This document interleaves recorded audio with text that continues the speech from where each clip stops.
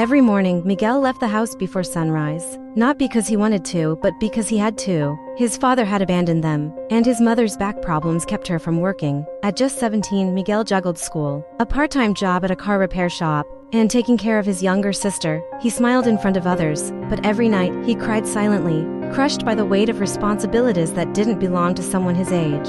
At school, his classmates laughed about prom, vacations, and weekend getaways. Miguel laughed with them, pretending. No one knew that he skipped lunch most days to save money, or that he read textbooks by candlelight, because they couldn't pay the electricity bill again. His teachers noticed his declining grades, but assumed he was lazy or distracted. No one ever asked him if he was okay. One day, after a particularly exhausting shift at work, Miguel collapsed in the school hallway. He woke up in the clinic, surrounded by school staff.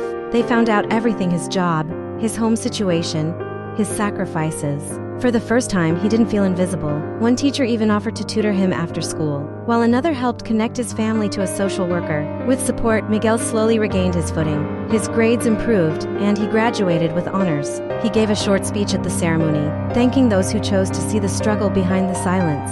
The applause was loud, but Miguel's eyes were locked on his mom and sister in the crowd, both crying and clapping proudly. Years later, Miguel returned to that same school not as a student, but as a guidance counselor. And when a quiet boy walked into his office, carrying too much pain behind tired eyes, Miguel simply smiled and said, "You don't have to pretend here.